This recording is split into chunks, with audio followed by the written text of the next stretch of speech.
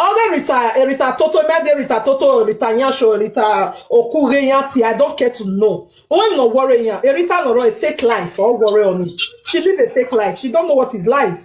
When she wants to learn, and she will learn the hard way. Hard way, okay. She will learn the hard way. When she see, she will know what is life. You understand? Mani vie do ma home you turn it. I mean ma money. Only out Nigeria, Benin City, and those states will be number one. We still remain. We remain. Ami mae, ikwe aladian, obe vayaranima. Ikwe aladian, obe vayaranima. Anya, everybody know Ogyoba here. Ogyoba no. You so ni me say why you never do ati Ogyoba. Ogyoba. No what to boy. No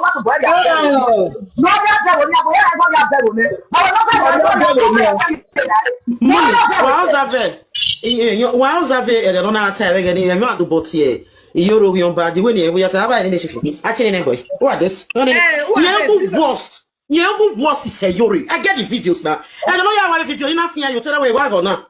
Erita is even the highest Oyomba. Because even that time when they tell say, may Yore go house. Oh, then Yore agadi wa don't want go. Yore go say. They rip in woman. No, they don't back be. Then where Yore was say, okay, then where I see Yore where my sister see the way to go. When man lele advice say, when I want that where I in the shifi, I want you come and say them on you can't go where a remark where no matter what he say, but you said it. So I want to hear your banner betray. Don't try it because of my wife. While Lele, I ain't a little young body, I can not give one of his son, or man, I may want to decade no to tire. My sister, or my wife, or what you Ogyoba. When you are because of your body. Normally, if you are soon with Nigeriana, if you know Taba me like, if you are soon with Nigeriana, very way, if none of them so where young need there we are. They are begging we Benin to join. Mani Vieto, iya my way, ma mwini, I will go in my mwini. That's my gele we are mudia or de many. I am knowing it for a long time. We be number one, not be say. We be number one. The British, that's only the hatred, not that tribes in the time, the hatred, because our Bima, we just came with beads. If only us have the beads, only us get everything. So they were so jealous, like trying to thief our tradition from us. But my darling, I mean, a video banning here, no there. You get one Igbo guy, on the lad, and we not high. Or wear a cap, Nivik Bolo, or we be a donya. Or we Nivik Bolo, or we be a donya. You understand? Nivik Bolo, or we be a donya. Or we be over here, Makati, boy, if you meso. Mais no vision met here bonny avant que les services bien avant service bien avant because the reason now if you don't meso no meso so ni awe telo na say na magian ni awe telo here na we tradition ma yan say stranger here na ave the phone because am we telo ni why ya say no why ya say the traditional cloth if you need going na me we yan to ya yo ere. Our traditional cloth is made for with those things. I don't imagine here where they are promoting the culture. They are not promoting any culture.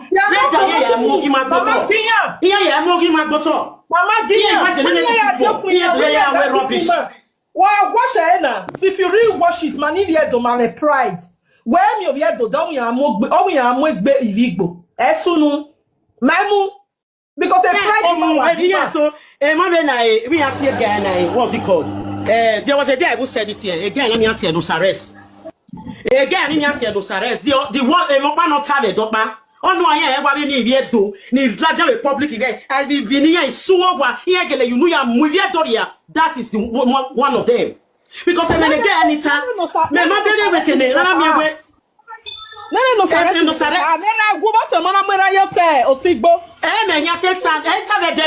okay, imagine what you said. When no one here do with him.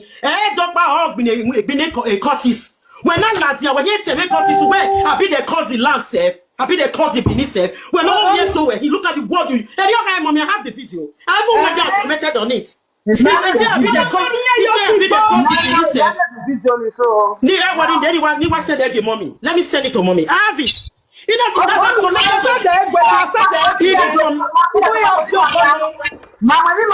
because every match, let me let you know, every match, I'm going to match. A video in the web that they cause of you promote. I'm not going to tell you, I'm not going to tell you back, I'm not going to tell you how to market Mommy boys in your way. Una mi oviedo, Ona je kun igbo, ona promote igbo. O we get ra bi je yan wiwa. O the right people that was in Ajiba, or the right people don't follow. Now I have a better than I got just to make a Juku. I did that to based on the long, I might cut down from the end they send out for you, mommy. Because you know he has the Bible of the moment already. Calm down. Give me a water. Mommy was me comment yo. You comment yo get no saresi. Na ona delete the comment ona block. You know we no here do. You know we be ga gbele gbe yan wa na bra be there yo. O me dey na bra person. That's it. You know we don't buy we believe you we gbe me because you that we marry of Igbo. Because these are the people. No, you know, also ogbeso eskito also ito ere baby make it again. Eskito ogbeso no what it is be skit in me that useless skits. No ya mwe o give you to boto. What is the meaning of all nonsense? Oh, me give be no ke do acclaim before you no da ladia. Amaka tin go be do no forget what gbe ni ogeyo. Oh, me give be ne ona do claim do. Because pio no mu yowa when they yan na yan do ina ya na mi go na street I don't know. Do you believe they must arrest mommy? They must arrest if you pay get Donia. Where are you London? Doni, where Doni when I hope where we can live Boshe? You understand? Oh, where worry when you me plan it or your marriage is them ya we mini. Anybody no we no arrest it your time, eh? All of the way call that party, eh? The one about tell you rubbish them up. Since I be well London, I will teach them what to use more. Ya want the success, use to go your help. Because how can you like normally, mommy, let's say the truth and the not say truth here. There was one of my girlfriend, he had to get a ball. It's to my car by Yoruba to get him. How can a Yoruba get ever hear me? You have vat no, he went to Siago. These people are they really normal? No, are they okay?